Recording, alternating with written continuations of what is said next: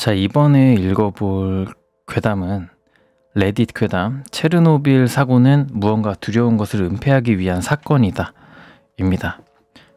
그러니까 체르노빌 사고가 그러니까 재해가 아닌 누군가의 위도로 일어난 일이다 라는 음모론 같은 게 옛날에 있었거든요. 그거를 좀 바탕으로 한 이야기인 것 같은데 한번 읽어보도록 하겠습니다. 너는 체르노빌 제한 관광지역에 대해 들어봤을 거야.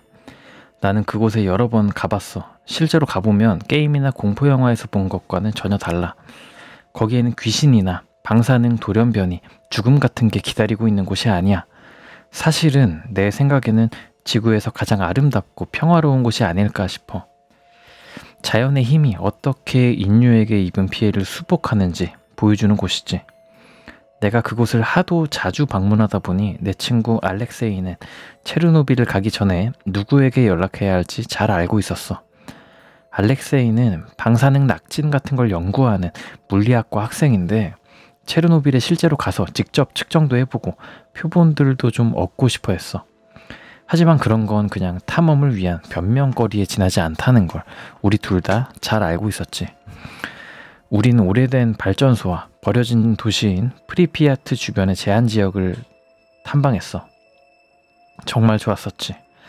아마 지금쯤 이걸 읽고 있는 여러분들을 지루하게 만들고 있을 거야. 뭐 이런 부분은 그다지 중요한 게 아니니까. 우리가 프리피아트 동쪽 부근 숲의 어떤 흙길 위를 운전해서 가고 있을 때 정말 오래되어 녹슬어버린 울타리와 사슬로 묶인 문이 더 이상의 접근을 막고 있었어. 거기에는 접근 금지구역, 관계자 외에 출입 금지라고 써있는 글자가 커다란 방사능 주의 표지와 함께 붙어 있었지.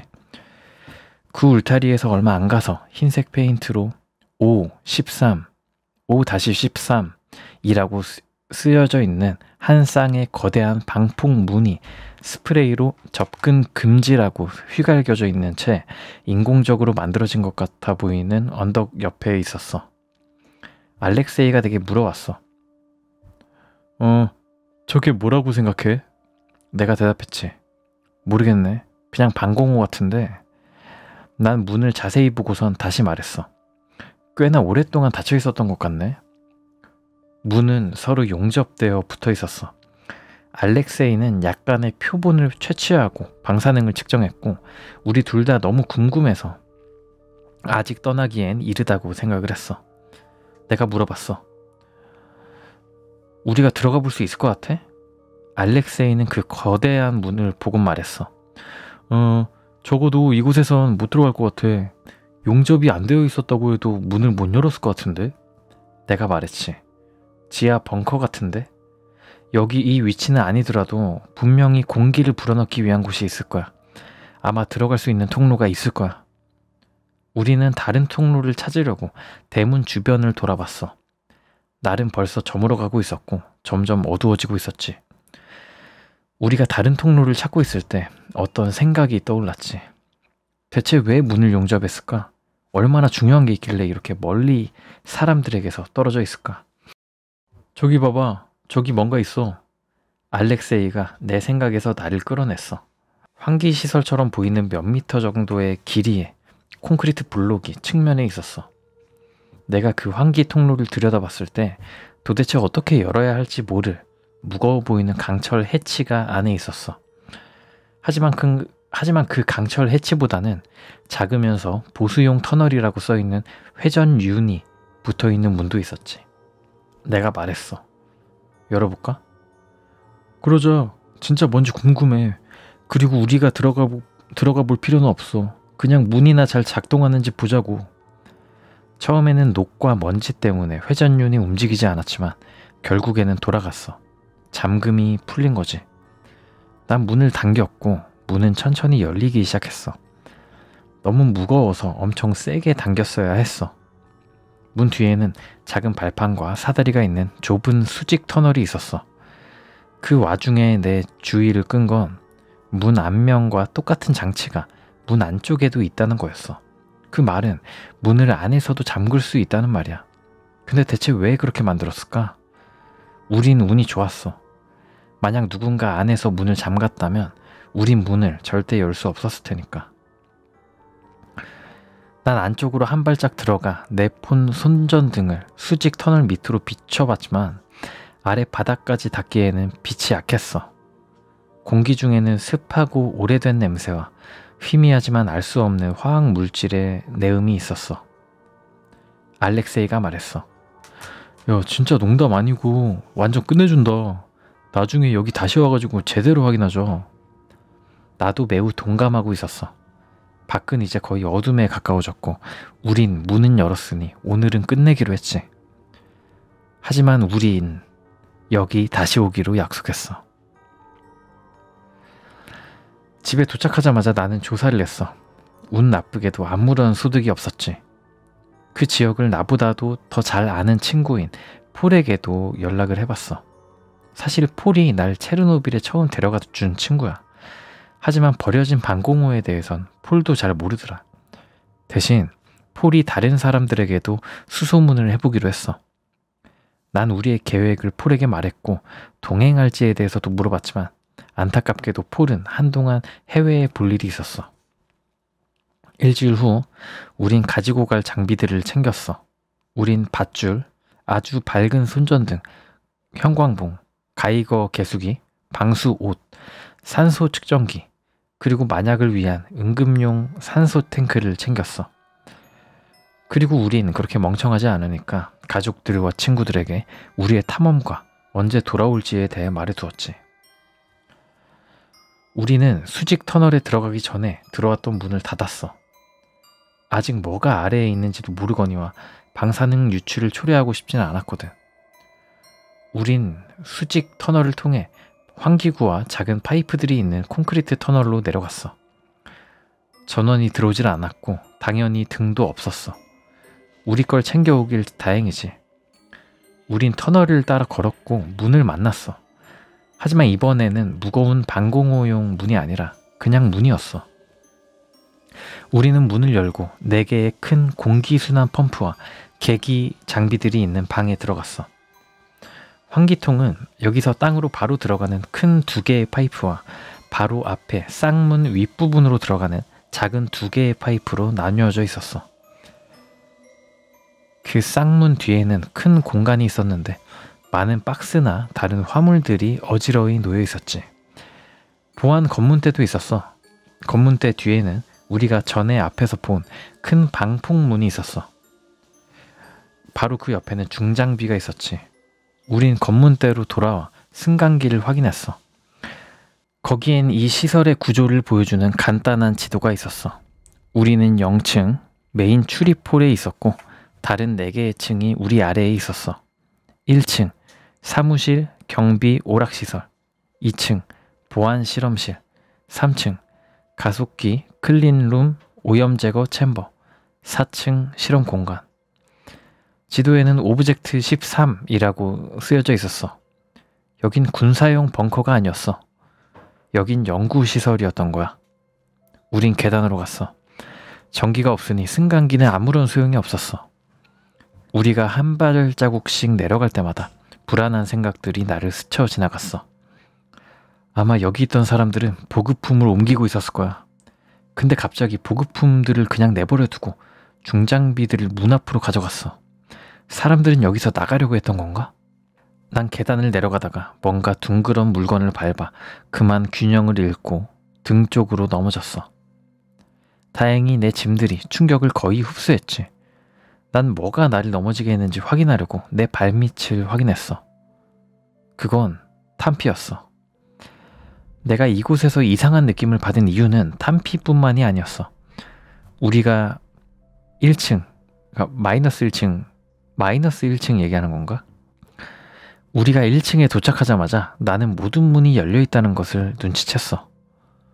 모든 문이 다 말이야. 구내 식당과 주방이 긴 직사각형 통로 시작점에 있었어. 다양한 사무실들이 통로를 에워싸고 있었지. 보통의 사무실이었어.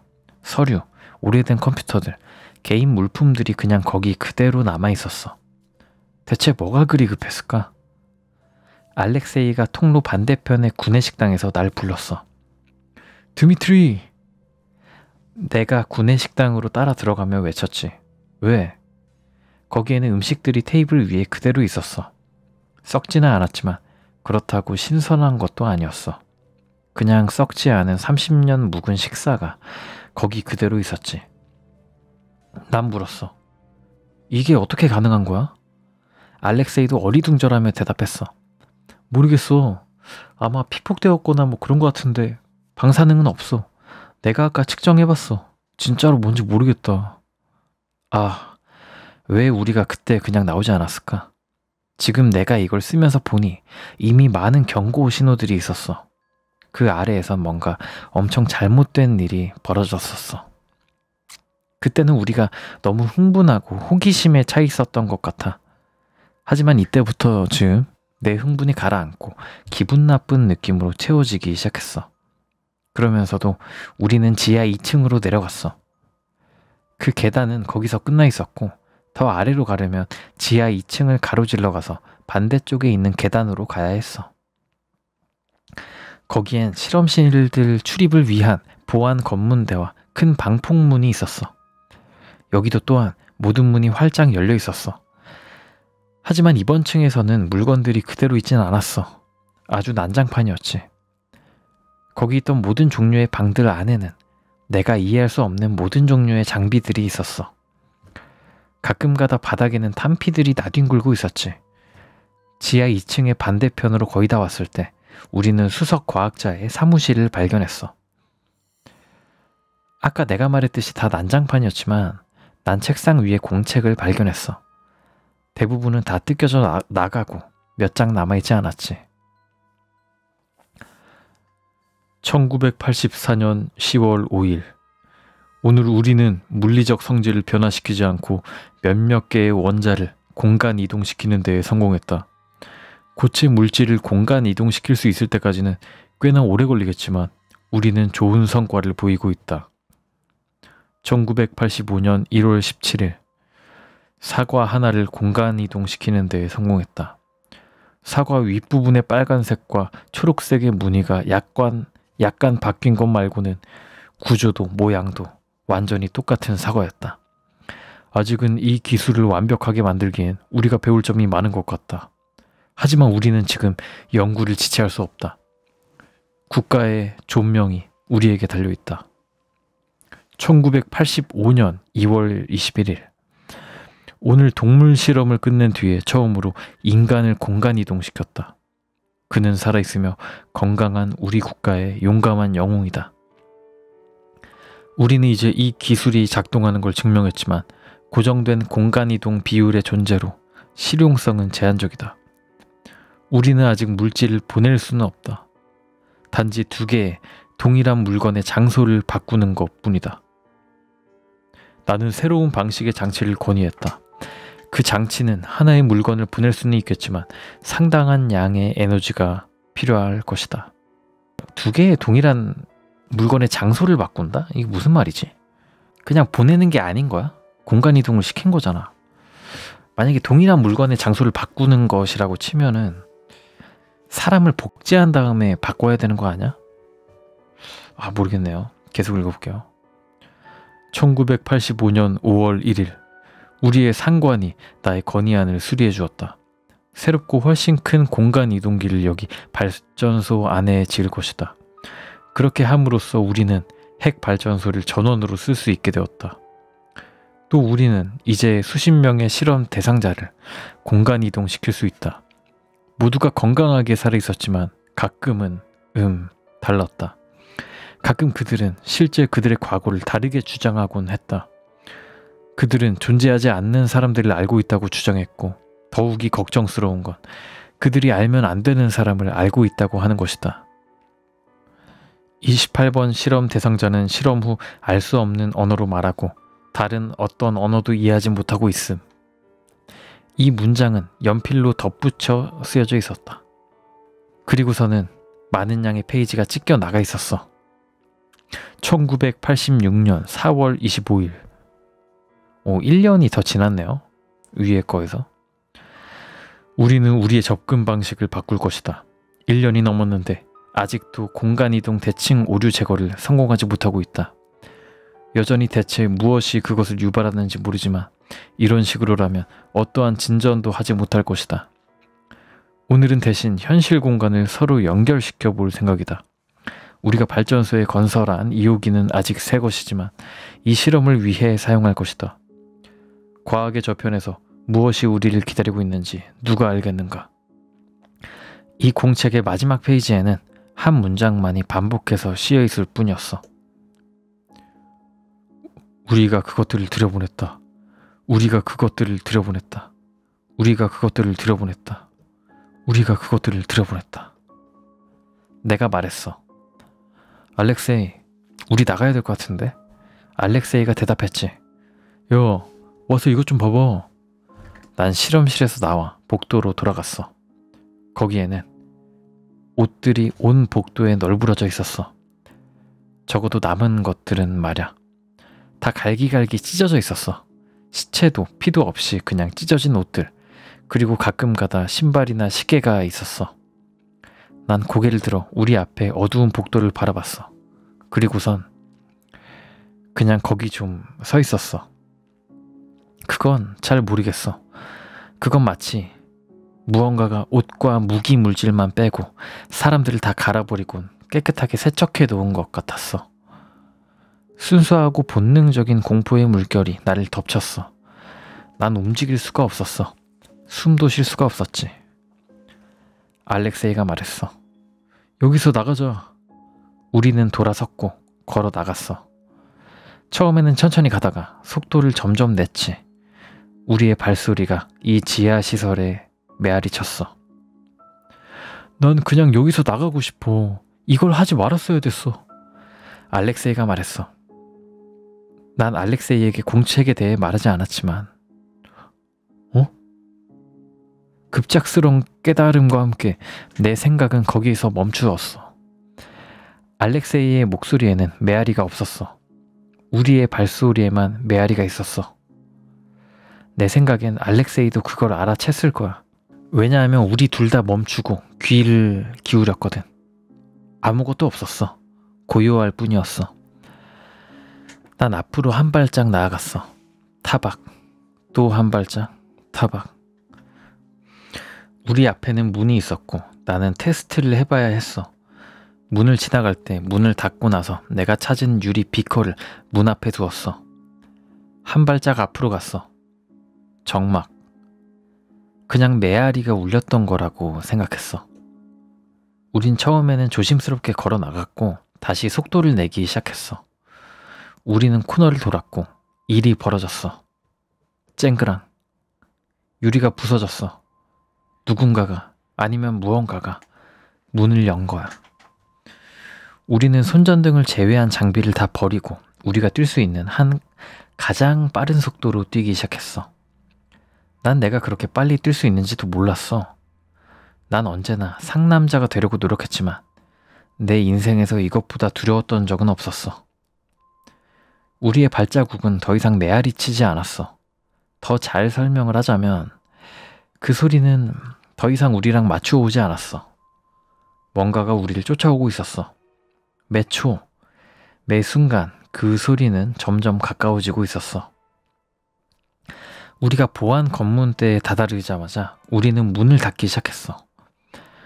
녹슨 문의 경첩은 삐걱대며 저항을 했지만 우린 젖먹던 힘까지 써서 당겼지. 우리가 거의 다 닫았을 때 우리는 큰 소리에 컥컥대는 부자연스러운 으르렁거림을 들었어. 문은 쾅 하고 닫혔고 난 회전륜을 잠김으로 돌렸어. 내 심장이 엄청 쿵쾅거려서 난 내 심장 소리를 들을 수 있었어. 아니 잠깐, 그건 내 심장 소리가 아니었어. 그 소리는 그것이 잠긴 방폭문을 내리치는 소리였어. 우리는 다시 달리기 시작했어. 우리는 계단에 도착해서 한 번에 두세 칸씩 계단을 뛰어 올라가기 시작했지.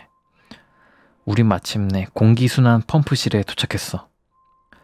나는 완전히 질겁한 상태였는데도 사다리 올라가는 건 정말 우릴 기진맥진하게 만들더라. 다 올라왔을 땐 한 발짝만 더 가면 기절할 것 같았지.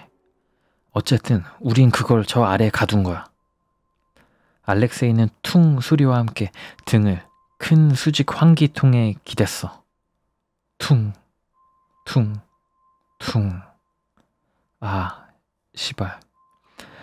우린 그걸 아래에 가뒀지만 환기통을 잊고 있었어.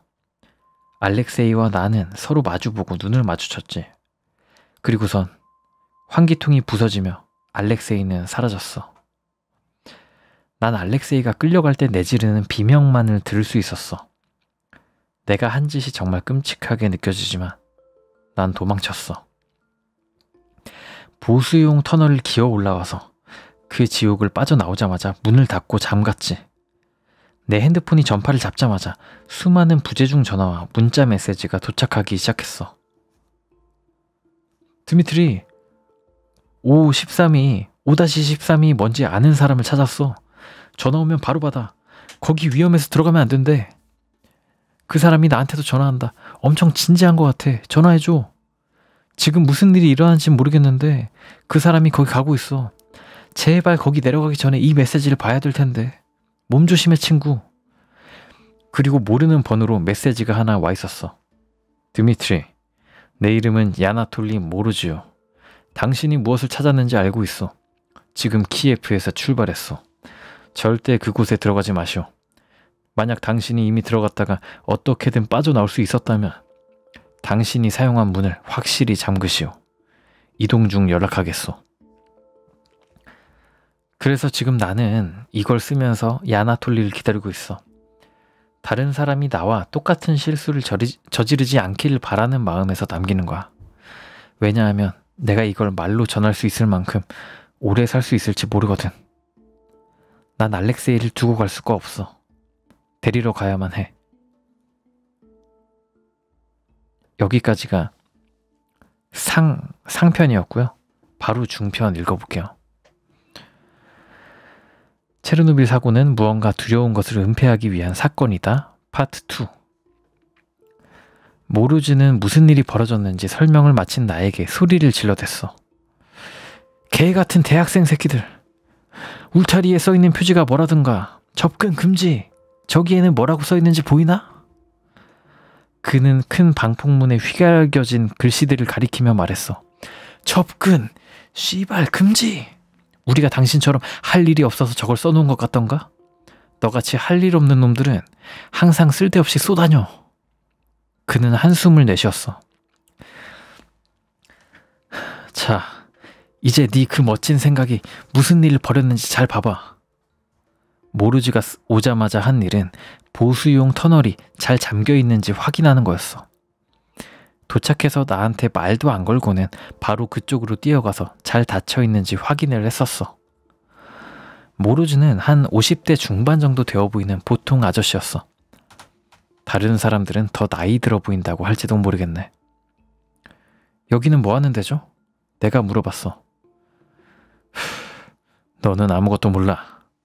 그는 말을 내뱉고는 일어나서 그의 차로 걸어갔어. 뭐 하시는 거죠? 난 네 친구를 구하러 갈 거고 너는 나랑 같이 가야지. 너는 내가 하란 대로만 하고 다른 건 하지 마. 소리를 낮춰. 최대한 지치지 않도록 해. 공기 환기가 안 돼. 산소를 다 써서 결국엔 질식할 테니. 넌 이제부터 이 줄로 나랑 항상 연결되어 있을 거야. 그는 작은 자동 윈치를 들어 보였어. 내가 내 라이트를 끄면 너도 똑같이 끄고 움직이지도 마. 그가 차 트렁크에서 샷건을 꺼내며 말했어. 그게 도움이 될까요? 내가 물었지. 어느 정도는. 그래도 내가 쓰라고 하기 전까지는 쓰지 마. 그는 나에게 권총을 쥐어주며 말했어. 마지막으로 너 오존 냄새 아냐? 그는 물었고 난 고개를 끄덕였어. 좋아. 오존 냄새가 나면 뛰어. 나는 그가 커다란 자물쇠로 문을 안쪽에서부터 사슬로 잠그는 걸 보고 이게 정말 좋은 생각인지에 대해 고민되기 시작했어. 모르즈는 문을 잠그고 있는 광경을 쳐다보던 나를 눈치채고 말했어. 이 방법만이 그것들을 빠져나가지 못하게 할 수 있어. 이건 당연히 좋은 생각이 아니었어. 내가 한 생각 중 최악이었지. 다시 말하자면 난 이 자물쇠가 다시 열리는 걸 볼 수나 있을지에 대해 고뇌하고 있었어. 큰 딸깍 소리와 함께 자물쇠가 잠기는 걸 보며 내가 물었어. 저도 열쇠 하나 있어야 될 것 같은데요. 미안하군. 하나밖에 없어. 하지만 걱정하지 마. 내가 항상 옆에 있을 테니. 연결된 줄을 미끄러지듯 만지며 그가 대답했어. 우리가 보수용 터널을 걸어갈 때 우리를 서로 잇는 줄은 늘어들었다가 줄어들었다가 했어. 그건 나에게 어느 정도 안정감을 줬어. 적어도 따로 떨어져서 길을 걷다가 길을 잃을 염려는 없었지. 우리가 들고 가는 기름통 안의 경유도 출렁거리며 뭔가 리듬이라 할 만한 걸 만들었어.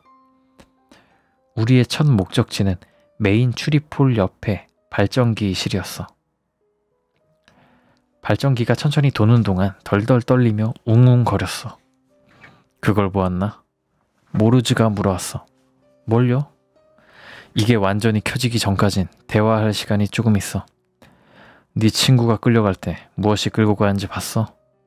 아니요. 내가 대답했어. 여기는 뭐 하는 데죠? 내가 다시 한번 물어봤어. 그는 허공을 응시하더니 한숨을 쉬며 설명했어. 여기는 50년대에는 군수 창고로 쓰이다가 70년대 후반 연구시설로 개조되었었지. 만약 뭔가를 대놓고 하기에 너무 괴상하면 다 여기서 연구했었어. 어떤 것은 정말 말도 안 되게 미친 것도 있었지. 그러다가 그들은 순간이동에 대한 프로젝트를 진행한 거야. 그 프로젝트를 위해서 이 시설을 반 이상 개조하기까지 했어. 그러다 이 모든 게 다 시궁창으로 빠져버렸지. 이런 걸 어떻게 알고 계시죠? 나는 물었어. 난 여기서 일했었어. 그가 말했어.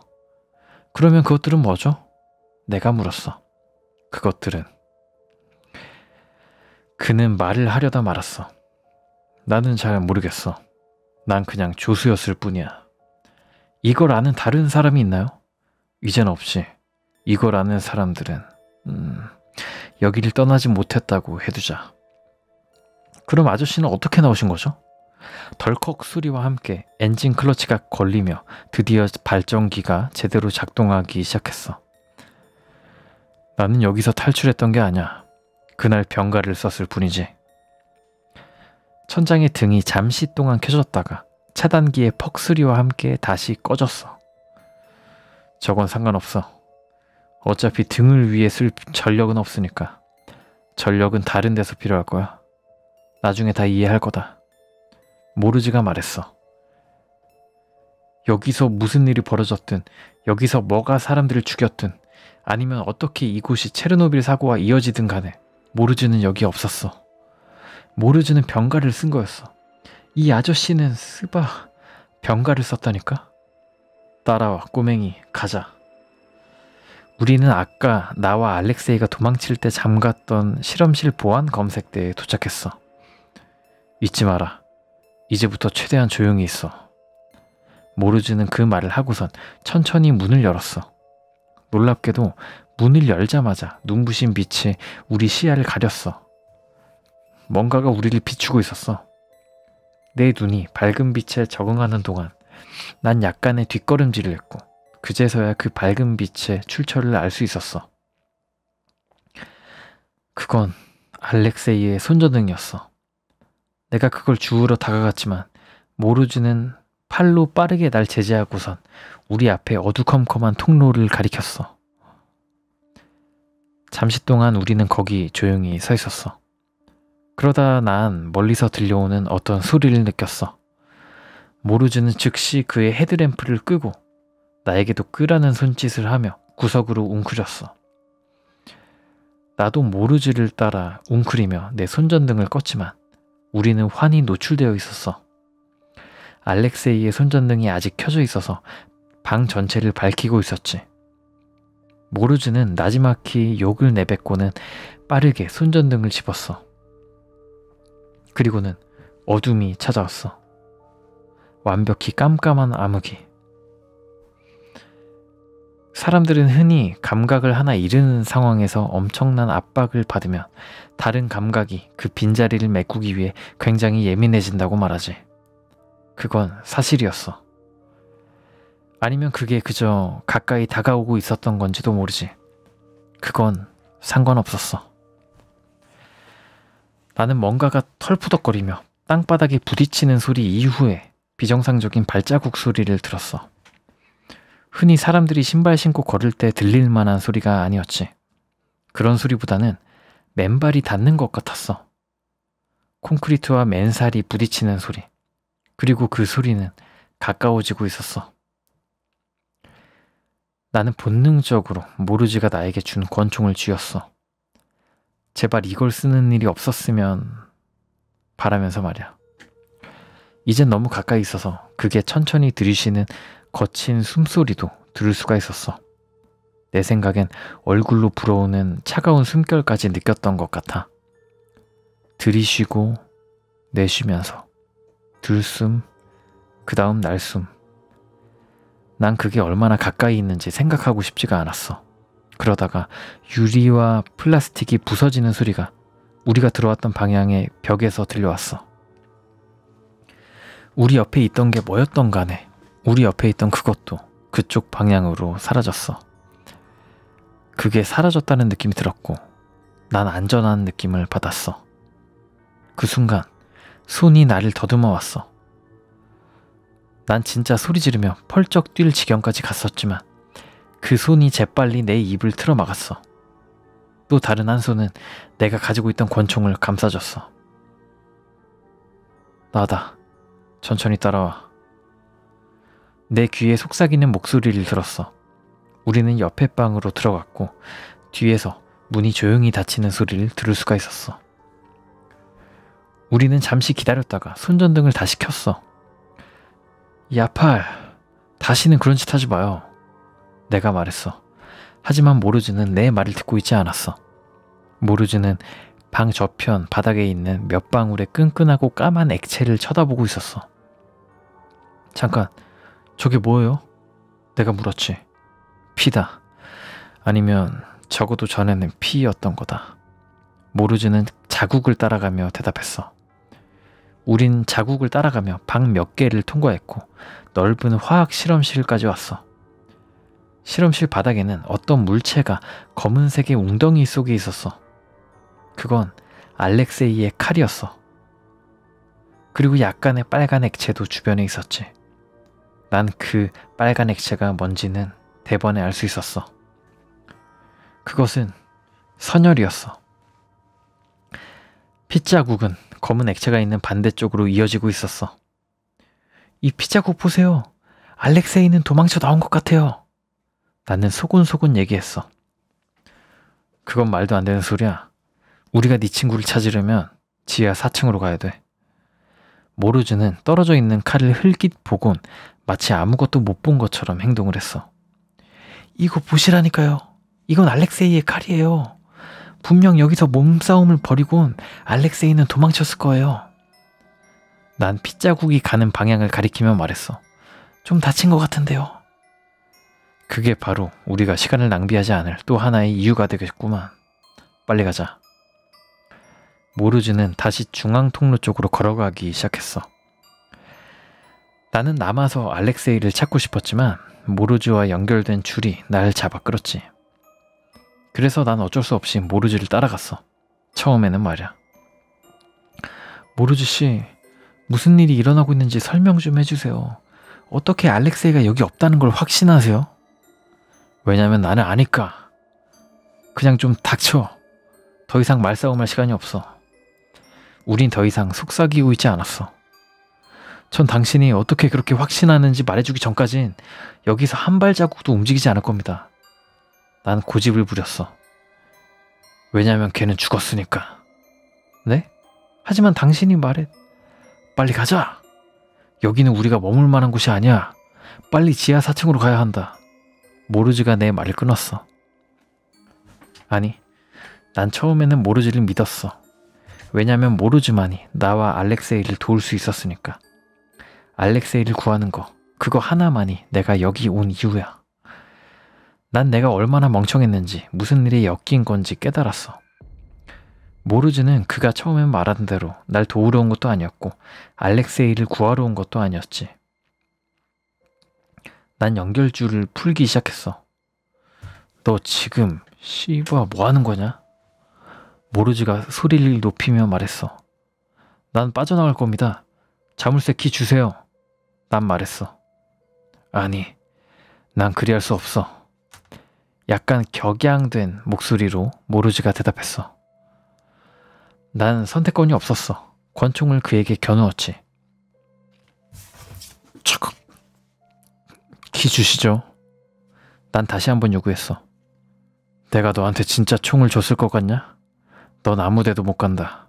모르즈는 나에게 샷건을 겨누며 말했어. 난 방아쇠를 당겼지만 덜컥거리는 소리만이 날 뿐이었어. 젠장, 내가 왜 여기 있어야 하죠?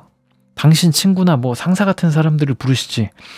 왜 여기서 당신은 나한테 총을 겨누고 있냐고요? 일단 우리가 더 이상 같은 목적을 가지고 있는 게 아니라고 해두자. 하지만 틀림없이 그 사람들은 지금 오고 있을 거다. 총 말고 시멘트 포대를 들고 말이야.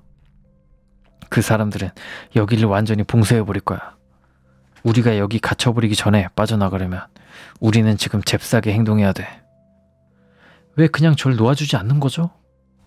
난 내 목소리가 떨리는 걸 느끼며 물었어. 왜냐하면 이건 두 사람이 해야 되는 일이거든. 모르즈는 내 눈을 응시하며 말을 이어갔어. 이건 너나 나, 네 친구보다 더 중요한 일이다. 난 더 이상 반문할 수 없었어. 어쩌면 그의 말이 맞는지도 모르지. 하지만 난 이런 걸 더 이상 할 수가 없었어. 게다가 아무것도 이해할 수가 없었어. 대체 뭐 하시는 분인 거죠? 모르즈를 쳐다보며 내가 물었어. 하지만 모르즈를 쳐다보던 내 초점은 곧 움직였어. 뭔가가 내 시야에 있었거든. 모르즈의 뒤에 움직임이 있었어. 그건 괴생물체였어. 괴생물체가 천장을 기어 우리 쪽으로 오고 있었어. 그것의 몸은 언뜻 사람처럼 보였지만 그것의 창백한 피부는 얇은 뼈 위에 팽팽하게 당겨져 있었어. 아까 봤던 것과 같은 새카만 액체로 차있는 정맥은 피부에 비쳐 보였어. 머리카락이나 뭐 털이랄 건 없었고 코나 귀가 있어야 할 자리에는 구멍만이 있었어. 그것의 눈은 새빨갛게 충혈된 채로 허공을 쳐다보고 있었어. 아까는 잘 빠져나왔었지만 우리의 말싸움이 다시 불러온 거야. 이제 도망치기엔 늦었어. 모르즈는 내 시선을 눈치를 챘지만 충분히 빠르지 못했어. 그 피조물은 그에게 뛰어들었고 그와 동시에 모르즈는 뒤로 돌아 발포를 했지만 총알은 빗나가고 그것은 모르즈를 땅바닥에 엎어뜨렸어. 그 좁은 공간에서의 총성은 귀가 멀 정도였어. 내 귀는 삐 소리로 울려대고 내 시야는 총구의 섬광으로 약간 가려졌어. 그런 혼란 속에서 모르즈와 내가 아직 연결되어 있다는 사실을 잊은 채 난 뒤돌아서 뛰었어. 자동 윈치가 끝까지 풀어지고서는 턱 하고 걸리며 멈춰버렸어. 달려가는 날 멈춰 세우고 땅에 넘어지게 만들었지. 난 뒤를 돌아보았고 그것이 날 보고 있지 않다는 걸 알았어. 모르즈는 땅에 엎어져 있었어. 나는 팽팽해진 줄을 당겨 모르즈를 끌어왔지. 그리고선 이 끈이 날 더 이상 막지 못하게 해야 했어. 난 마침내 연결줄을 떼어내고선 쓸모도 없는 권총을 그것에게 던져 머리를 맞췄어. 그것은 잠시 주춤거렸고 난 내가 봤었던 방으로 재빨리 뛰어들어갔어. 화학실험실 옆에 있는 창고로 뛰어들어가 선반으로 문을 막았어. 그 생물체는 들어오려고 몇 분 정도 시도를 하다가 포기하고는 떠나버렸지. 아마 모르즈를 끝내러 갔을 거야. 그리고 난 이제 뭔가를 하기에는 너무 무서워서 그냥 거기에 있었어. 구석에 앉아서 말이야. 시간이 얼마나 지난지 모르겠지만 점점 숨쉬기가 힘들어져 갔어. 처음에는 난 그냥 여기에 남아서 죽으려고 했어. 문 밖에서 높은 확률로 날 기다리고 있을 끔찍한 죽음 대신 평화로운 죽음을 맞고 싶었어. 그러다 난 어떤 목소리가 내 이름을 부르는 소리를 들었어. 알렉세이의 목소리였어. 알렉세이, 진짜 너야? 내가 말했어. 와, 진짜 다행이다. 난 여기서 죽는 줄 알았어. 다시 와줬구나. 알렉세이가 대답했어. 난 문을 열러 갔다가 곧 생각을 바꿨어. 어떻게 날 찾았어? 내가 물었어. 나도 숨어 있었어. 근데 그러다가 총소리를 들어가지고 여기에 온 거야. 드미트리, 제발 빨리 나와. 우린 여기서 빠져나가야 돼. 나는 다시 바닥에 앉았어. 아마 이 목소리는 알렉세이가 맞을 거야. 근데 만약 아니면 어쩌지? 난 아닐 경우를 내 눈으로 직접 보고 싶지가 않았어. 아니야. 그 아저씨는 네가 이미 죽었다고 했어. 난 핏자국도 봤었다고. 너는 알렉세이가 아니야. 그럴 리 없어. 뭐라고? 그게 무슨 말을 하는 거야, 드미트리? 그 무리 중 하나가 날 제대로 공격했지만 난 살아있어. 드미트리, 그냥 거기서 나와서 여기 탈출하자니까. 알렉세이는 애원했어. 난 결정했지. 문을 열지 않을 거라고. 하지만 알렉세이가 한 말을 듣고 나선 난 또 한 번 마음을 바꿨어. 드미트리, 그때 그 체리나무 기억나? 난 네가 다시 와줄 줄 알았어. 우린 어렸을 때 그 큰 체리나무에서 자주 놀았었어. 항상 그 나무를 타고 놀았었지. 그런데 어느 날 내가 가장 높이 올라가는 사람이 이기는 게임을 생각해낸 거야. 난 거의 끝까지 올라갔었지만 그제서야 이 게임 아이디어가 얼마나 안 좋은 아이디어였는지 깨달았었어. 내가 올라서 있던 가지는 너무 얇았고 내 체중으로도 언제든지 부러질 수 있는 상태였던 거야. 하지만 알렉세이는 게임에서 지고 싶지 않았었고 나보다 더 높이 올라가려고 했었어. 그러다가 알렉세이가 올라있던 가지가 부러지고 알렉세이는 추락을 했었어. 정말 다행히도 알렉세이는 낙엽더미 위로 떨어져서 다리만 부러지고 살 수 있었지. 만약 땅에 떨어졌으면 알렉세이는 죽었을 거야. 그리고 그건 내 잘못이었어. 난 거의 그를 죽게 만들었었어. 그 멍청한 게임으로 말이야. 우리는 무슨 일이 벌어졌던 건지 아무에게도 말 안 하기로 했었어. 우리 둘 다 혼날까 무서웠거든. 하지만 그때부터 나는 알렉세이에게 그 일로 죄책감을 가지고 있었어. 만약 진짜 알렉세이가 아니라면 체리나무 사건에 대해 알 리가 없었어. 난 문을 열었고 거기에 알렉세이가 있었어. 알렉세이는 여기저기 멍들고 생채기가 있어서 심각해 보였어. 게다가 피 묻고 찢어진 셔츠가 왼손에 감겨 있었어. 야, 너 괜찮아? 내가 물었어. 아까보단 나아. 빨리 여기서 빠져나가자. 알렉세이가 대답했어. 그게 그렇게 쉽진 않을 것 같아. 내가 대답했어. 난 그간 무슨 일이 있었는지 그리고 모르지만 가지고 있던 열쇠로 문이 잠겨 있다는 것까지 얘기해줬어. 이제 그는 죽었거나 사라졌어. 거기 위에 뭔가 공구 같은 게 있지 않았어? 사슬을 자를 만한 게 거기 있을 거야. 알렉세이가 말했어. 그리고 우리 둘 다 그 작전에 동의했지. 모르즈의 열쇠를 찾는 것보다는 나으니까 말이야. 우린 모르즈의 피와 그 괴생물체의 피가 묻어있는 샷건을 찾았고 바로 안전한 느낌을 받을 수 있었어. 우리는 이전에 우리가 버리고 갔던 배낭들도 다시 주웠지. 운 좋게도 우리의 모든 장비는 아직 잘 있었어. 조심스럽게 메인 출입홀로 걸어 올라왔지만 뭔가가 우릴 보고 있다는 느낌을 지울 수는 없었어. 우린 중앙문 옆에서 오래된 톱과 줄칼을 찾았어. 우리가 가져갈 수 있을 만큼 챙겼지만 우리는 혼자가 아니었어. 이 시설의 거주민들이 행동을 시작한 거야. 빼빼 마른 생물체 중 하나가 계단참에서 기어내려왔어. 난 겨누고 쏘았지. 그건 천장에서 떨어지더니 죽어가는 벌레처럼 바들바들 떨었어. 하지만 그건 그리 대단한 일이 아니었어. 왜냐하면 그것들은 하나가 아니었으니까 말이야. 또 하나가 기어나왔어. 그리고 또 하나, 또 하나가.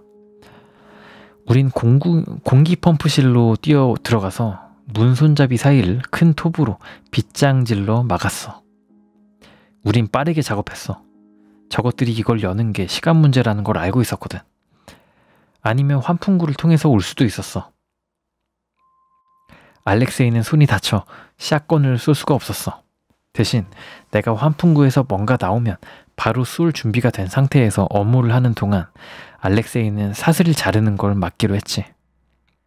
어떻게든 일은 진행됐지만 너무 느렸어.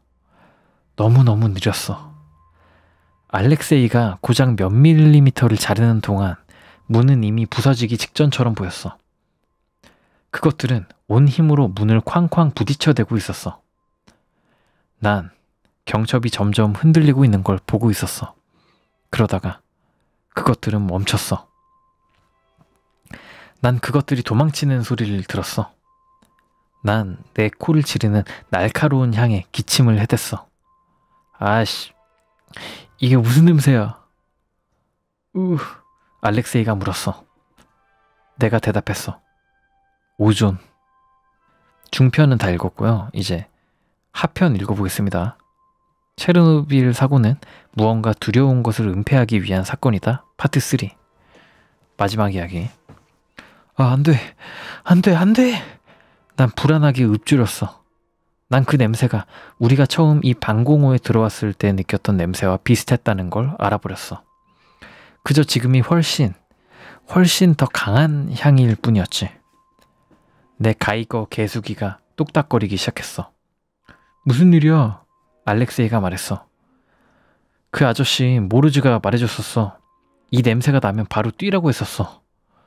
내가 말을 끝내자마자 문은 거대한 쿵 소리와 함께 살짝 휘어지며 공기 중으로 먼지를 날려보냈어.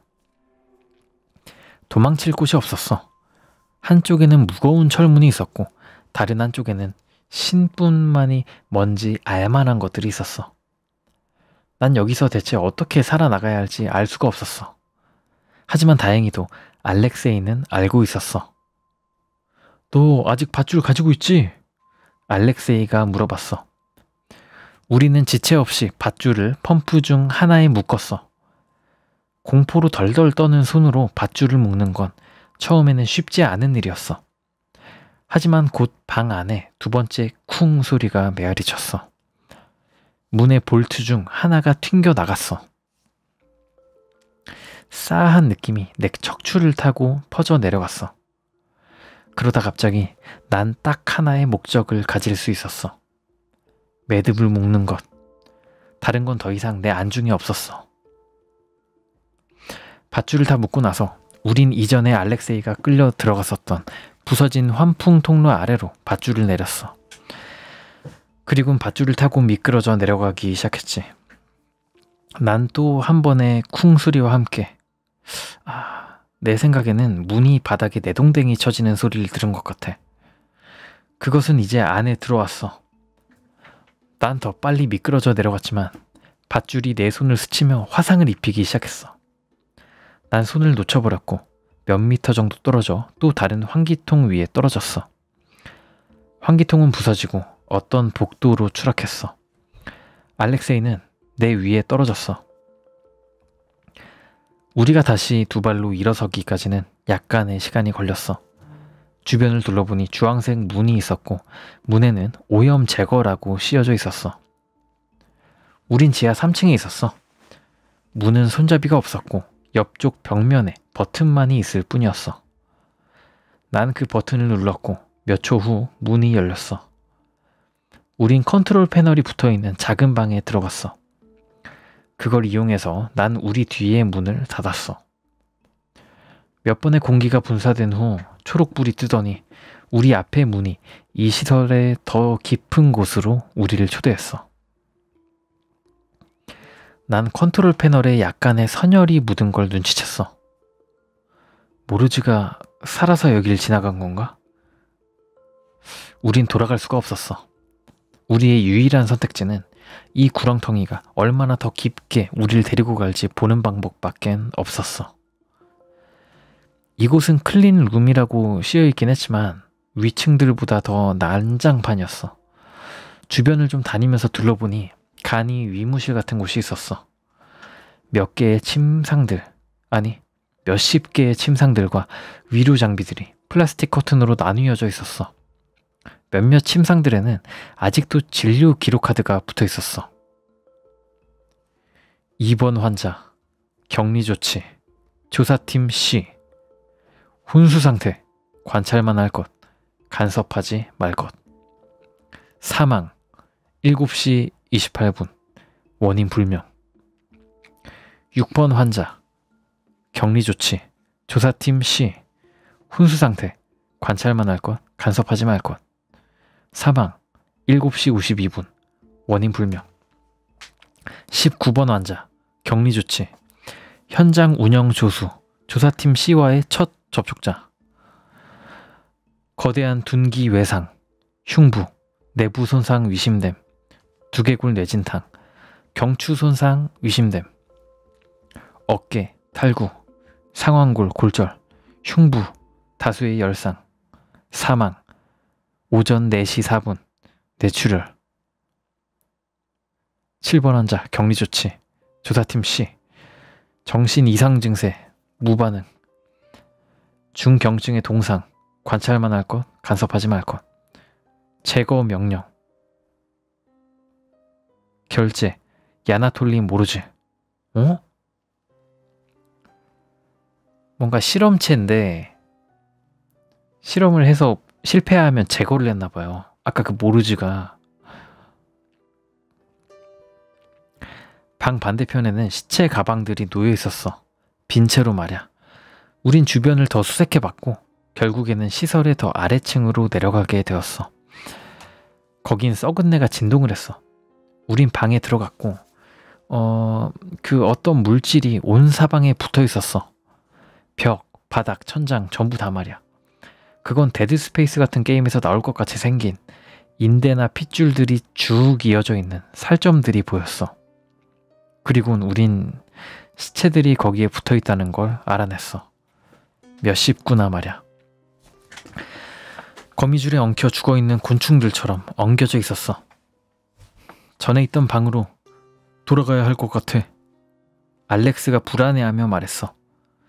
우린 그곳에서 돌아 나왔지만 우리가 왔던 통로 방향에서 잔해가 움직이는 소리를 들었어. 그 직후 그것들 중 하나가 내 손전등이 비추고 있는 빛 안으로 기어들어왔어. 그건 거기서 초점 없는 눈으로 우리를 쳐다보며 가만히 있었어. 그리고는 우리 쪽으로 덮쳐왔어. 그것은 땅바닥에 엎어지며 죽었어. 샷건의 탄피도 함께 바닥에 떨어졌지. 난 멀리서부터 더 많은 그것들의 무리가 우리 쪽으로 오는 소리를 들었어. 그래서 우린 시설의 더 깊은 곳으로 뛰쳐 들어갔지. 도망치며 몇 방 더 발사했지만 곧 탄약이 바닥났어. 우리 앞에는 물에 잠긴 길고 어두운 터널이 있었어. 그것들은 거의 우리를 따라잡았어. 난 우리 바로 뒤쪽에 벽에 붙어 빠르게 기어오고 있는 그것들을 볼 수 있었어. 우린 터널 안으로 들어갔어. 물은 우리의 발목을 잡았고 난 최악의 상황을 각오했어. 그런데 그들은 더 이상 우리를 따라오지 않았어. 그것들은 터널에 들어오려 하지 않았어. 우리는 1시간인가 2시간 정도 걸었어. 물이 얼음장처럼 차가웠지만 무릎 정도의 높이였어. 그러니까 그렇게 막 최악은 아니었지. 알렉세이를 처음 찾았을 때도 그렇게 좋아 보이는 상태는 아니었다고 내가 얘기를 했었지만 우리가 계속 걸어 나가면서 점점 상태가 안 좋아지는 것 같았어. 알렉세이는 계속 두통과 어지럼증을 호소했어. 알렉세이의 피부는 창백해져 가고 정말 병약해 보이는 상태였지. 어느 정도의 시간이 지나고는 난 알렉세이를 부축해야만 했어. 그러다가 알렉세이는 정신을 잃고 완전히 쓰러져 버리고 말았어. 우린 이제 돌아갈 수는 없었어. 물을 헤쳐가며 알렉세이를 끌고 가는 수밖에 없었지. 그렇게 한참을 갔을까? 우리가 왔던 방향 멀리서부터 어떤 소리가 들려왔어. 텀봉. 난 뒤돌아서 손전등을 비춰보았어. 아무것도 없었어. 난 다시 걷기 시작했지만 또 한 번 소리가 들려왔어. 저기요? 대답이 오길 바라며 소리쳤어. 어쩌면 모르즈가 여기 있을까? 아니면 그것들이 지금껏 우리를 따라왔던 건가? 아무 소리도 없었어. 난 내 발걸음을 재촉했지만 무릎 깊이의 물속에서 또 다른 한 사람을 끌고 가는 건 결코 쉽지 않은 일이었어. 소리가 또 들렸어. 그 소리는 점점 가까워지는 것도 멀어지는 것도 아니었어. 그냥 거기 있었지. 그때 난 끝에 다다랐어. 터널은 거대한 강철 문으로 봉쇄되어 있었고 그걸 열 만한 눈에 띄는 방법도 없었어. 막다른 길이었어. 난 움직임을 멈추고 귀를 기울였어. 그 소리, 그건 그냥 물이 텀벙 첨벙거리는 소리가 아니었어. 그건 뭔가 마치 누군가가 아니면 뭔가가 물을 헤집는 소리였어. 나는 공황 상태가 되어 내 앞에 강철 문을 두드리기 시작했어. 도움을 부르짖으며 말이야. 난 더 이상 갈 곳이 없었어. 그 소리는 점점 더 가까워져 왔어.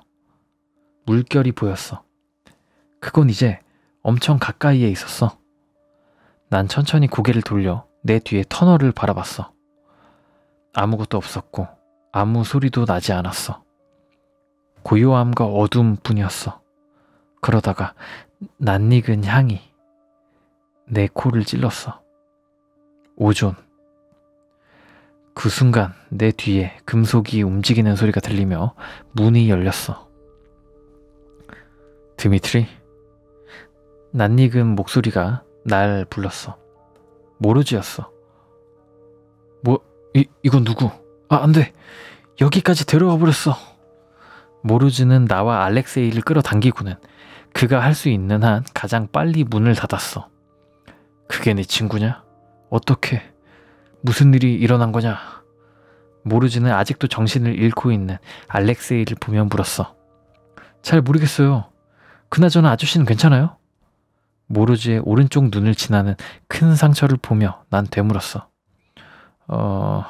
너한테는 하나도 안 고맙다. 모르즈가 대답했어. 모르즈는 알렉세이의 팔에 감겨있는 임시 붕대를 보곤 그걸 풀어 헤쳤어. 알렉세이의 팔엔 보통의 상처가 있는 게 아니었어. 물린 자국이 있었어. 이거. 모르즈는 자국을 가리키며 말했어. 뒤로 물러서라. 모르즈는 일어서서 권총을 꺼냈어. 안 돼요. 잠깐. 적어도 무슨 일이 일어나고 있는지는 말을 좀 해줘요. 얘는 몇 분 안에 죽을 거다. 이건 일을 편하게 할 거야. 이 친구에게도 이게 더 나은 방법이고 우리에게도 이렇게 하는 게 훨씬 나을 거다. 뭐라고요? 제발요. 정말로 다른 방법은 없나요? 난 애원했어. 모르즈는 나와 알렉세이를 번갈아 바라보곤 잠시 생각에 빠졌어. 난 모르즈가 총을 총집에 다시 넣는 걸 보고 안도했어. 알았다. 이게 이 친구를 좀 도와줄 거다. 모르즈는 주사기가 담긴 케이스를 그의 가방에서 찾아 꺼내며 얘기했어. 투명한 액체가 반절 정도만 들어있는 주사기는 비교적 최근에 사용한 것처럼 보였어. 모르즈는 나머지를 알렉세이에게 주사했어. 어차피 이제 필요 없으니까. 모르즈가 말했어. 그게 무슨 말이에요? 따라와. 걔도 데리고 오고 싶으면 데려와. 나는 그 친구 안 될 거니까. 이때쯤이면 30년 전 일어난 사고가 이 방공호와 연관이 있다는 사실 정도는 알아차렸겠지? 모르즈는 앞으로 나아가며 설명을 시작했어. 처음 우리가 순간이동 실험에 사용한 기계는 그리 강력하지 못했고 신뢰도도 낮았다. 우린 이 프로젝트가 생각만큼 쉽지 않을 거라는 걸 알아냈지. 우리는 그냥 어떤 물체 하나를 다른 장소로 보내고 있는 게 아니라 여러 개의 평행 세계들을 걸쳐 움직이고 있는 거였어. 하지만 이건 제약이 있었다. 우리는 단지 두 개의 다른 현실에서 두 개의 동일한 장소 사이에 동일한 질량을 가진 두 개의 물체를 교환할 수만 있었다. 그래서 연구팀은 핵발전소로 전원을 공급함으로써 현실과 현실 사이에 어느 위치로든 이동하는 것을 목표로 이곳에 새로운 장치를 만들었다. 우린 새로운 평행 세계들을 탐험하기 시작했어. 독일군이 승리한 2차 세계대전의 세계, 서로를 완전히 파괴하는 세계, 심지어 아예 생명이 진화하지 못한 세계까지. 그러다가 누군가가 아이디어를 냈지. 만약 평행세계가 이렇게 있다면 그 사이에는 무엇이 있을까? 알 수 있는 방법은 하나밖에 없었어. 그리고 모든 게 잘못됐지. 내가 평소에 누누이 말하는 건데 우리는 좀 현재 가진 것에 만족하며 살 줄 알아야 돼. 근데 우린 항상 좀 덜을 원하지. 안 그래? 우리는 통로 세계라고 연구팀이 명명한 세계에 접근하려고 했다. 하지만 우리가 기계를 작동시키자 어떤 일이 일어났어. 이게 계속 열려 있는 거야. 우리 장치와는 독립된 채 자기 자신을 유지하는 포탈이 생성돼 버린 거다. 그래서 우린 조사팀을 보냈어. 그들은 몇 분 후에 돌아왔고 온갖 이상한 것을 보고했어. 그곳이 어떤 이상한 느낌으로 채워져 있었는지, 시간과 공간 자체가 이상하게 느껴졌다든지, 심지어 몇몇은 서로 다른 장소에 있는 자기 자신을 봤다고까지 했어. 조사팀들은 그 어떤 처벌이나 협박에도 다시 들어가려 하질 않았지. 우린 두 번째 조사팀을 보냈다. 이번에는 아예 돌아오지 않았어. 그래서 우리는 그들을 찾기 위해 세 번째 팀을 보냈다. 그들은 결국 돌아왔지만 뭔가가 이상했어. 그들의 정신은 마치 지워진 것 같았다. 난 내가 싸웠던 괴생 물체들의 공허한 눈을 떠올렸어. 그들이 돌아온 직후 폭발적인 에너지가 포탈을 통해 핵 반응로로 역류에 들어갔다. 하지만 그게 끝이 아니었어. 그리고 당신은 병가를 써서 이걸 다 알고 있다는 거죠? 내가 물었어. 난 그 일이 일어날 때 시설의 다른 장소에 있었다. 사람들이 나에게 와서 뭔가가 우리의 세계에 들어왔다고 보고하던 때를 잊을 수가 없어. 그게 뭐였나요? 내가 물었어. 나도 잘 모르겠다. 아무도 모른다. 우리가 지금까지 봐온 것과는 다를 거야. 그리고 그건 여기 있던 모두를 거의 다 죽였어. 그냥 죽인 게 아니라 사람들에게 뭔가 한 거지. 너도 봤을 거다. 자, 다 왔네. 우린 컴퓨터와 다양한 조종관들, 그리고 각종 화면들로 가득 들어차 있는 조종실에 들어갔어. 모로즈는 방폭문을 하나 더 닫아 조종실을 봉쇄했어. 우리는 포탈을 닫아야만 한다. 전에도 시도는 해봤지만 저것들이 그렇게 할 수 있게 두질 않았어. 그것들은 지금 어디 있는 거죠? 난 너가 이 시설에서 살아 돌아왔다는 말을 전해 듣자마자 뭔가 이상하다는 걸 느꼈다. 여기는 원래 그것들로 가득 차 있었어. 적어도 아직 하나는 이곳에 남아있어. 오존 냄새가 있잖아. 하지만 몇 년 전까지만 해도 아무도 지하 1층에서 살아나갈 수 없었어. 하지만 지금 우린 여기까지 왔고 대체 어떻게 된 건지 나도 모르겠다. 그 점이 날 무섭게 하는구나. 뭔가 이상해. 내가 너에게 너무 많은 걸 바라는 건 알지만 우린 포탈 안에 들어가서 이걸 설치해야 된다. 모르즈는 그의 배낭을 뒤집어 여러 가지 전선이나 코일 같은 부품들이 주렁주렁 달려있는 조잡한 장치를 꺼냈어. 이 장치를 하나는 저쪽 세계에 두고 온 뒤 나머지 한쪽을 우리 쪽에 놔야 돼. 이게 제대로만 작동한다면 포탈을 붕괴시킬 수 있을 거야. 세 번째 조사팀에게 일어났던 일이 우리에게 일어나지 않을 거라는 건 어떻게 아시죠? 내가 물었어. 바로 그게 문제다. 나도 몰라. 하지만 이거 하나는 말해줄 수 있다. 정부가 체르노빌 사고 이후에 핵 반응로에 콘크리트를 부어서 다 막아버린 거 알고 있지? 그건 반응로를 봉인하려고 한 게 아니야. 그건 이 시설을 봉쇄시켜서 이 안에 있는 게 못 빠져나오게 하려는 거야. 그리고 몇 년 전에는 우리가 가장 두려웠던 일이 일어났지. 방호벽이 부서지기 시작한 거야. 그것들은 빠져나오려고 하고 있어. 그래서 너도 알다시피 최근에 다시 그 위에 경납고를 지었지. 하지만 언제까지 그럴 수 있을 것 같나? 언젠가는 한 번은 실패할 거고 그것들은 빠져나올 거야. 이 기회가 이걸 끝낼 수 있는 마지막 기회일지도 몰라. 대체 내가 무슨 일에 휘말린 거지? 하고 생각했어. 난 그냥 잘못된 타이밍에 잘못된 장소에 있던 아무 사람이야. 하지만 모르즈는 우리 세계의 운명이 마치 나 하나에게 달려있는 듯이 얘기하고 있었어. 모르즈가 맞을지도 몰랐어. 어떠한 기묘한 우연이 우릴 여기로 데려왔던 간에 이건 나와 모르즈만이 할 수 있는 일일지도 몰라. 알겠어요. 한번 해보죠. 내가 말했어. 우린 개조된 우주복같이 보이는 걸 입고서 우리의 장치만 들고 기계 속으로 들어갔어. 우리는 복잡한 기계로 가득 찬 돔 모양의 챔버 안에 들어와 있었어. 챔버의 중앙에는 흰색의 구체가 있었고 구체 바로 위로는 검은색의 속이 텅 비어있는 기둥이 균열과 잔해를 뚫고 나가 있었어. 우린 강철 레일에 몸을 끈으로 이었고 모르즈가 먼저 구체를 향해 나아가더니 사라졌어. 약간의 망설임 끝에 나도 따라갔어. 난 내가 설명할 수 없는 어떤 장소에 있었어.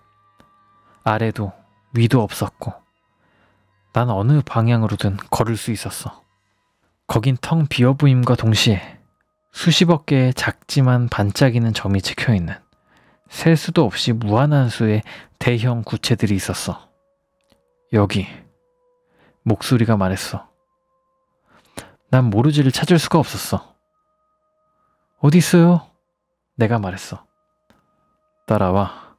어디선가 갑자기 나타난 모르즈는 내 팔을 잡고 말했어. 난 수백, 수천 개의 하얀 구체들이 우리 주변에 늘어서 있는 걸 볼 수 있었어. 이것들이... 맞아. 다른 평행세계와의 포탈들이야. 우리가 이것들을 다 닫아야 하나요? 아니, 우리 것만. 다른 것들은 우리가 상관할 문제가 아니야. 다른 놈들은 자기들이 알아서 하겠지. 우리는 하나 있는 뚜렷한 형상을 향해 걸어갔어. 이 장소에 있는 다른 것들도 그렇지만 정말 설명하기 힘들어. 그 형상은 마치 프랙탈같이 보였는데 똑같은 모양 위에 똑같은 모양이 또 반복되고 있었어. 이게 맞는 것 같군. 모르즈가 말했어. 그리곤 장치에 뭔가를 하기 시작했어. 장치는 몇 번 삑삑거리더니 고음의 웅웅거리는 소리를 내기 시작했어. 아, 안 돼. 안 돼. 이러면 안 되는데. 모르즈가 말했어. 무슨 일이에요? 잘 들어라. 넌 이제 장치 나머지 부분을 가지고 들어가. 너가 그 색으로 들어가면 이 스위치를 내리고 작동할 때까지 이 버튼을 눌러. 이 버튼을 누르라고. 난 여기 남아야 할 것 같다. 난 내 쪽에 장치를 들고 전선이 풀려 나오는 걸 봤어. 나갈 때 열쇠는 어떡하죠? 난 물었지. 열쇠는 없다. 뭐라고요? 근데 당신이... 이건 원래 계획이 아니잖아요. 처음부터 이게 원래 계획이었다. 난 이제 더 이상 위험을 모르즈가 말을 끝내기도 전에 내 시야 한 구석에서 뭔가가 움직였어. 이런 쳐다보지 마! 빨리 가! 뛰라고! 모르즈가 외쳤어. 그리고 난 그대로 따랐지. 난 눈을 거의 감다시피 하고 우리의 원래 포탈 속의 강철 레일과 이어진 줄을 따라가며 뛰었어. 난 포탈을 통과하고 바닥에 장치를 놓고선 스위치를 켰어. 장치는 아까와 비슷한 고음을 내기 시작했어. 난 버튼을 눌렀어. 한 1초나 2초간 아무 일도 없었어. 그러다 갑자기 장치가... 아니면 포탈에서 그랬는지도 모르겠어. 아무튼 장치가 귀가 찢어질 듯한 소리와 함께 한 줄기 강렬한 빛과 열을 내다가는 사라졌어. 잘려진 전선과 연결선이 원래 포탈이 있었던 자리에 덩그러니 있었어. 그동안 알렉세이는 정신을 차리고 있었어. 전보다는 훨씬 나아 보였지. 난 알렉세이가 기절한 동안 무슨 일이 일어났었는지 말해줬어. 우린 이제 뭘 해야 할지 몰랐어. 다시 돌아가서 문에 있는 사슬을 자를까도 생각을 해봤지만 전의 시도를 생각해보면 도저히 가능한 일 같지가 않았어. 우리가 거기까지 살아서 갈 수 있을지도 불명확했어. 그러다 알렉세이가 말했어. 여기 있는 기계로 순간이동을 해보면 어때? 어떻게 조종을 하는지 알아내는 것만도 몇 시간이 걸렸어. 기계들은 굉장히 손상되어 있었어. 원자력 반응로는 당연히 말도 안 되는 선택지였고 위층에 있는 발전기가 간단한 위치 변경 정도는 버텨줄 수 있을 것 같아 보였어. 기계에 서 있던 말을 빌리자면 말이야. 이제 우리가 해야 할 일은 도착지 벡터를 넣는 일이었지. 그때 익숙한 똑딱 소리와 함께 오존의 냄새가 흘러 들어왔어. 쾅 소리가 방을 흔들며 조종실 문에 큰 찌그러짐을 남겼어. 젠장 또야! 난 소리쳤어. 알아낸 것 같아. 여기 벡터들이 쓰여 있어. 여기에 높이값만 좀 더해주면 지상으로 갈 수 있을 거야.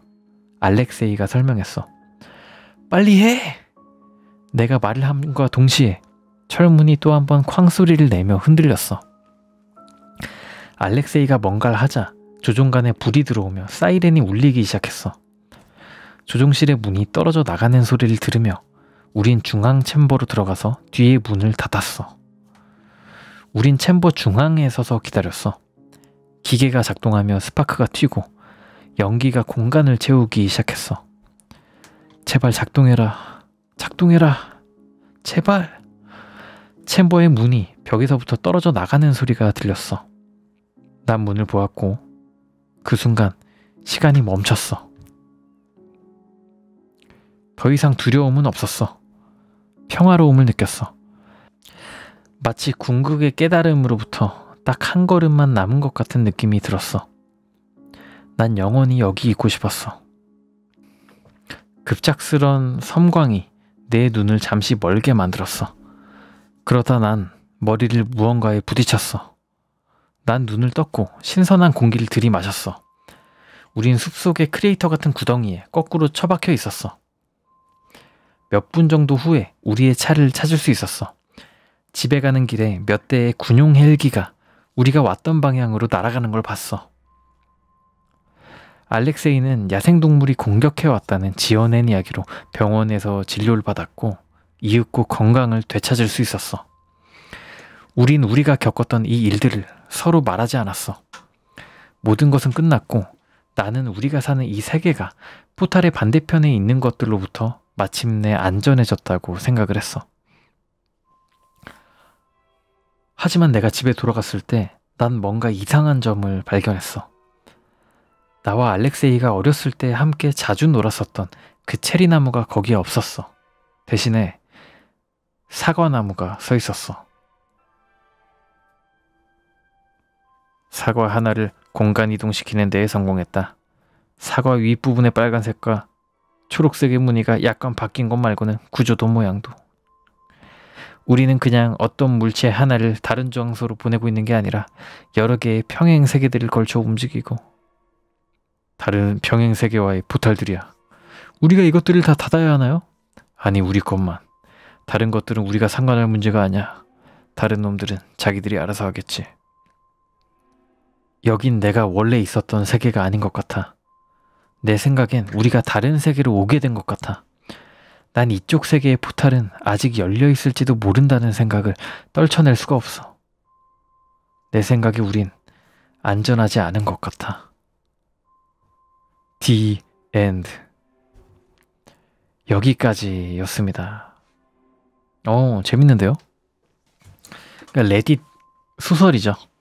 실화는 아닐 거 아니야. 약간 이거 읽으면서 머릿속에 좀 떠오르는 생각은 메탈 슬러그에 그 지하 벙커 같은 데 들어가는 게 있어요. 실험실 같은 데, 연구소.